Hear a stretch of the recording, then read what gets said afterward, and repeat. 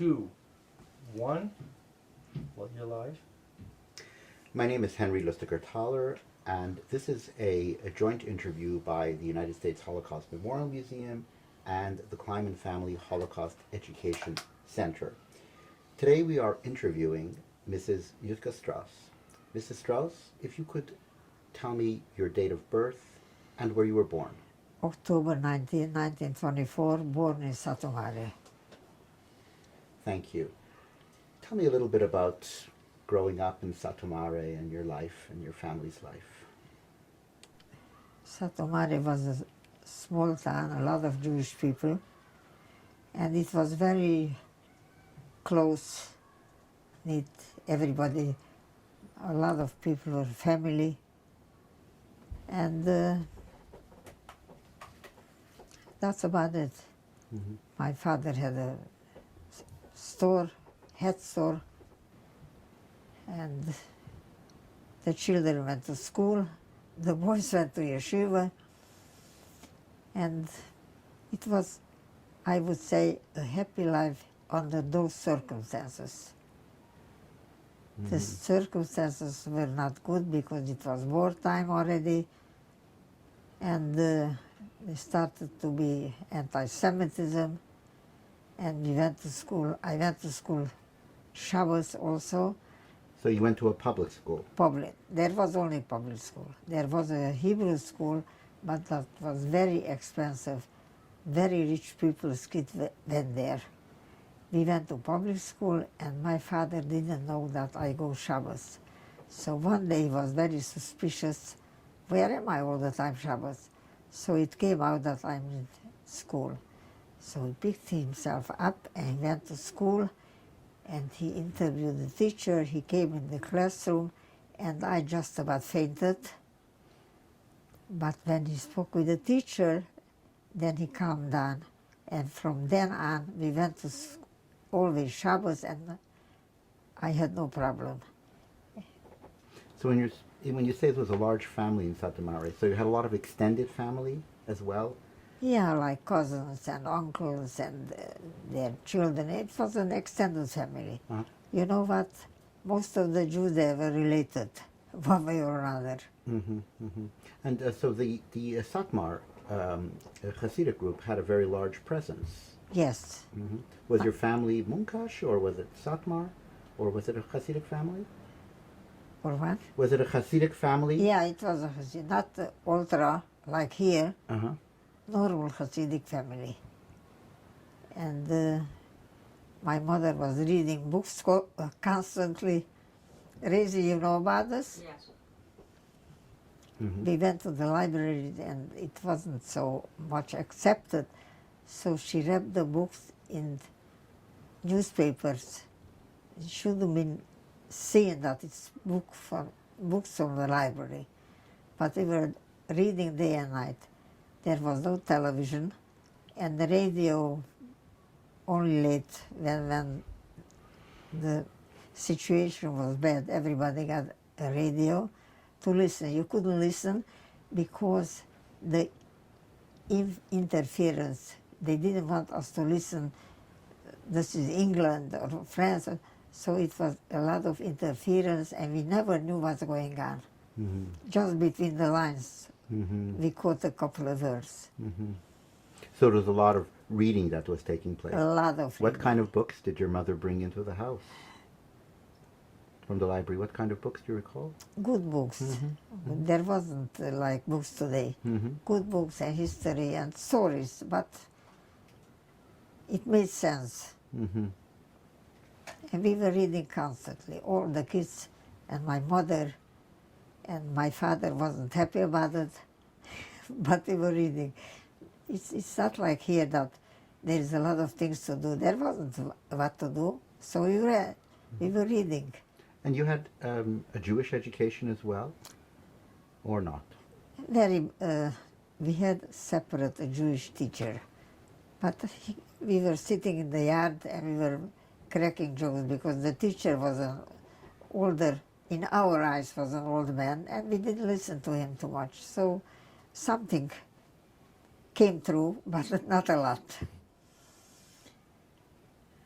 So as the so it sounds like it was a very nice, quiet, normal life, and then things began to change. Right. Quiet, Talk to normal me. wasn't so quiet, wasn't so normal. It was a lot of struggle. My father had a head business, and then things got, the situation got bad, so nobody bought hats anymore. Mm. And it was a struggle. It's not like here you get all kind of help as Section 8 and Section 6. There was no section. Either you had it or you didn't have it. But nobody had big ideas because there were a couple of rich people, so you couldn't copy them. So the ideas didn't grow. And then it was wartime, and it was misery. So I have a friend, she remembers everything beautiful. I said, I don't know, I remember everything misery. You know, Loli, for her, Satu-Mare was something like a fairy tale. I said, we were in the same place, and we were on the same level, how do you say? Anyway, nobody was rich. You are lower middle class because you had no opportunity for anything. Mm. Mm-hmm. So who had big ideas went to Budapest and tried there in the big cities. Mm-hmm. But here it was a very close-knit community. Can you tell me your first memories of hearing of the war? Yeah, that was 1943, 42, when the boys were taken to the camp, working camp, the Jewish boys. My brothers were taken, and that was terrible. And then he was taken to Ukraine, and my mother was sitting every morning waiting for the mail, which never came. Because they said they're going to write postcards, we're going to hear everything. We didn't hear nothing good. And they kept taking the people the Jewish boys to the Ukraine. And there, my brother was a very smart boy, and he wanted to escape. And as he wanted to escape, they shot him. They killed him. You know, this was not alive. And the other brother you never know. The what other happened to. brother also was in working camp. We don't know what happened to him, where they took him. Also, we never made it. Mm-hmm. Very good boys, working boys. They were making peruts, they were running around to sell this and that, make connections. But it didn't help. Mm-hmm. When you were too smart, you wanted to escape, and you could not escape. I also wanted to escape. When they took us to Auschwitz with my sister, there were some young boys who were discussing of getting out from the, how do you say, the window. Right. So I wanted to get out of the window on the way to Auschwitz. But From the cattle cars, from the cars. From the cattle cars. Mm-hmm. But I didn't because I was afraid my sister, her mother, won't be able to do it, and if she will do it, she won't end up in the same place. What will happen with her and me, alone in the forest? We met one boy who escaped after the war. I said, what did you do? He said he went into a house with peasants, and he waited out the war there. That's what I wanted to do. But I didn't do it because of my sister, because she couldn't get out when in the same place, because the train was moving. So when it slowed down a little bit, then we could jump out. But And did you see people? Were people jumping out? Did you see people jumping out? a couple of people, the young boys, like 20, 22, they were in the working camp. And they did it. You know, when you are young and you are a young man, then you are daring. Mm-hmm. So one guy who jumped out, we met after the war. Mm-hmm. So he told us that he was sheltered by a peasant family. Leading up to, before we enter into the story of your arrival in Auschwitz, let's go back to Hungary and the deportation, the process, and what were you going through at that time with your sister? I tell you what we went through. My sister and me, we wanted to go to Romania. We had a sister there. And somebody told us they're going to take us over the border. And we both were ready to go over the border, and there was a check, and they caught us. And they took us they put us to jail, in the prison. And we were in the prison. I wanted to escape the worst way. We couldn't escape. And from the prison, they put us in a ghetto, in Satu-Mare, in another city. Mm-hmm. And we didn't know anybody there. We were strangers. And after that, after 4 weeks there, in the ghetto, they took us to Auschwitz. Did you have any kind of papers that? We didn't have nothing. They Nothing. didn't ask paper. They didn't need paper. Uh-huh. All they wanted to take us to concentration camp and kill us. That's all. So the town that you were deported from Yeah. was the name of the town was? Nagyvárad, Satu-Mare. Mm-hmm. Do you have a memory of that day when you realized that you were going to be deported? Do you have a memory of that day?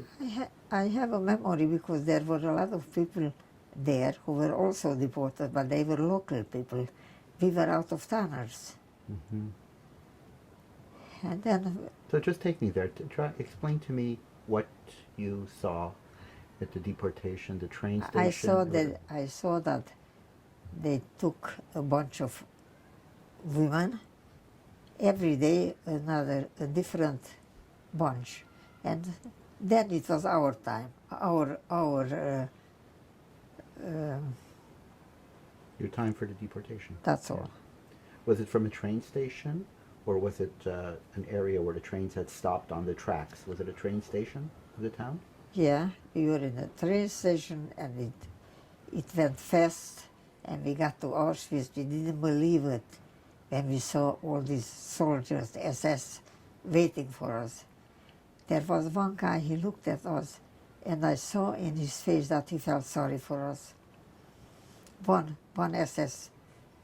He looked around and saw all these young people, and he was not a happy face. So what happened then when you came to Auschwitz? The doors opened, and you saw all these soldiers. And what happened from that point on? From that point on, they put us into rooms, whatever you call it, not room, like I can't explain. Like a holding area? A holding area, and they put you left and right and right and left, and whoever was, we were in a row of people, and I was next to my sister, always next to her, and then Mengele came and he picked me out. I was too thin or whatever. He picked me out for the crematorium. But when he went two steps ahead, I ran back. I got back to next to my sister. And that's how we made it. So how long were you in Auschwitz with your sister? I think about 10 months, 9 months, because then the war was over. Mm-hmm. And we looked around and all these SS guys disappeared. So we said, what happened to them? Probably the Americans are coming. And that was it. The Americans were close by and they knew already that they lost the war, so they tried to save their lives. Were you taken to any other camps, or you stayed in Yes, Auschwitz? You were no, taken they to other took us camps? to Riga. Mm-hmm. What's the name of that country? Estonia. Yes, yes. Well, they took us there. It was horror. No food, no nothing. Do you remember the name of that camp? I think Dondangen. Uh-huh. And, Well, tell me about that, the conditions there. excuse me, Tell me about the conditions. in terrible. You cannot imagine. No food, no, they put you in a room, not a room, whatever, with a few women, up the bed and down, and it was horror. And then they took us out in the morning to march and to, and we made it because the Americans and the Russians were nearby, closing in on them already.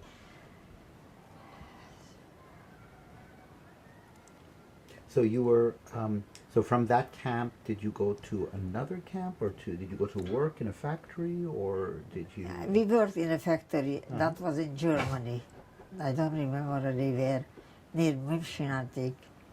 They took us in a factory, we were working, and I told you what I told them, that this plane will never come back. We were working on airplanes. Mm-hmm. But this war was already like by the half of the time, by the end, because the Hungarian Jews, they took already in 44, Right. and 45 the war was over. But that year was whoever escaped, whoever made it. But a lot of people died because there was no food. And there was a line one day for cheese. That was something fantastic. By the time we got to the end of the line, there was no more food, no more cheese. This was in the armaments factory, or was it in one of the labor camps? No, this was after the factory. Uh-huh. Uh-huh. So, describe to me that day of your liberation. You were liberated by the Americans. By the Americans. They told us to go this way because this is where the Americans are. If you go the other way around, the Russians will liberate us. And everybody was afraid of the Russians, even the German. The soldiers, everybody went to the American side. There was some Jewish boys on the American side. One of them spoke Jewish, we couldn't believe it. And they were struggling to speak Jewish, but they were good boys. Must have been very nice to hear the Yiddish language. That's right. After so long from, But especially a soldier. They struggled to speak Yiddish, you know, a word here and there, but we put it together. But I tell you, the American soldiers, they were gentlemen, all of them. They gave you proposition. You said no, then they didn't bother you. So, as the liberation proceeds, you recovered in an area. You were hospitalized, or No, you we're not. They just put us into an area and they fed us, and we ate and ate. We couldn't stop eating. Everybody got sick because nobody ate for almost a year. So then the Americans gave us food.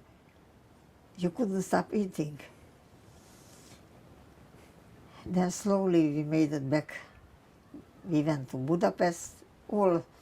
on the trains, you didn't have no tickets, you didn't need no tickets. And we went to Budapest and we met there a friend from Satu-Mare, a young man. He was there hiding in Budapest. He said, "Are you hungry?" I said, "Of course." He took us to a restaurant. He couldn't stop eating. We were so hungry and famished. And from there we were on our own.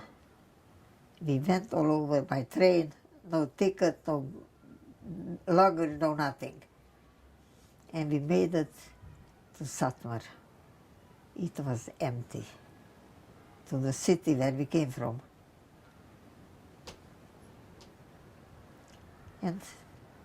And then life started anew. No parents, no brothers. Somebody told us they saw my sister, Lily, in the train. I said, "Impossible." They said, "I'm telling you, she made it." And a few days later, she arrived. We couldn't believe it. But the boys, unfortunately, didn't make it. And you stayed in Satu-Mare? For a very short time. I couldn't stay there. We went to the house, to the apartment. I looked around. I closed the door, and never again did we go back. We went to Romania. We had a sister there. And she took care of us, and we started to work to come to America. And that's the end of the story. Must have been very difficult going back to your family house in Satu-Mare. Very difficult. We went once, and some people went back and they stayed there. Never could we stay for a day, for more than a day. With my sister, we picked ourselves up and we went to Romania to my sister. There was no deportation there. She had one bedroom and one little living room, and she had 5 survivors there. And we made it. We were very happy there. I had no room. I liked privacy, so I slept in the kitchen, on the floor. And here we are. So when did you leave Romania? Romania, we stayed there a few months. And everybody said, "We're going to America." "How do you go to America?" We started to get papers, whatever. I don't know how we got. Oh, I know, we went to Italy. And from Italy we went to the American consulate, and they asked us questions. We didn't understand the word.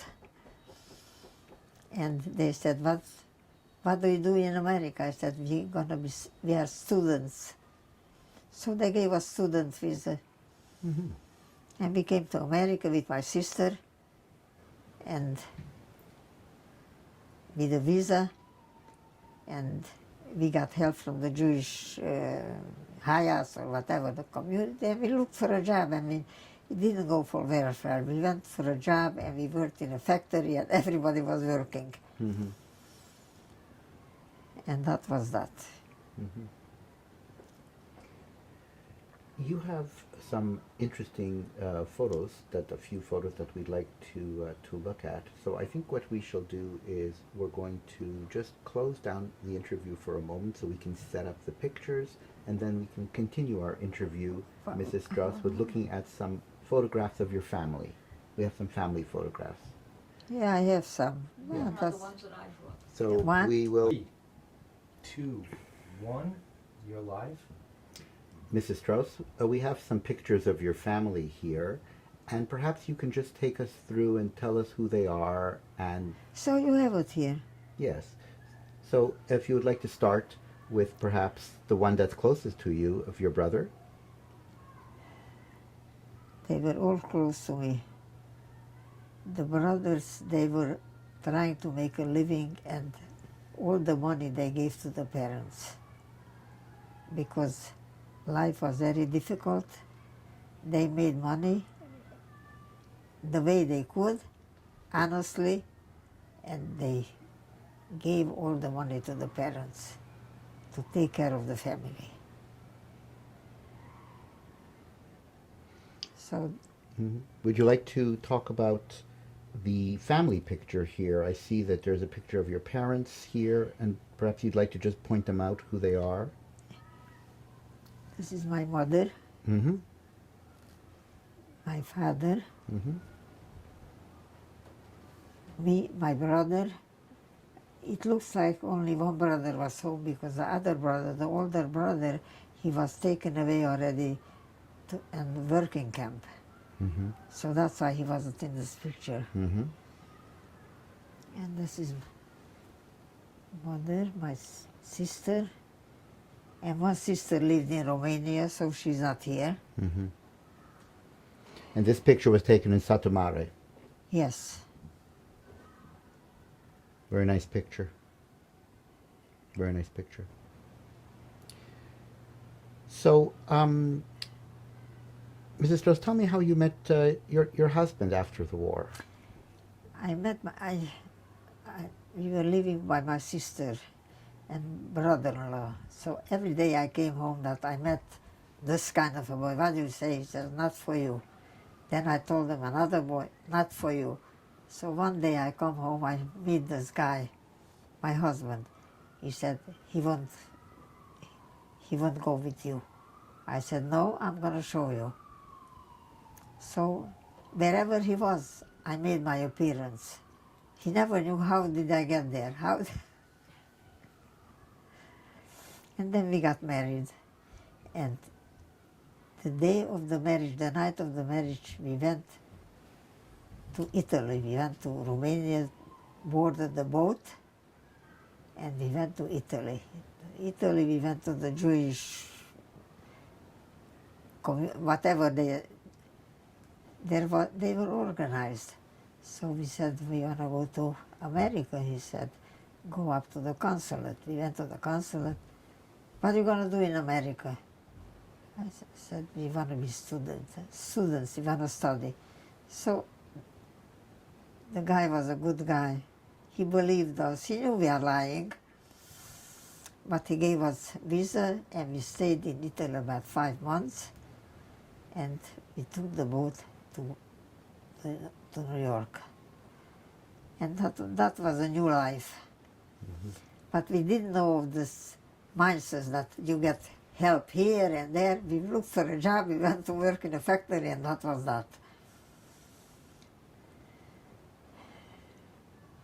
And then my husband started to do business in the jewelry business, and we had a factory. And now we are retired, halfway, semi-retired. We don't want to hear this word. Today I was going to Fifth Avenue to shopping.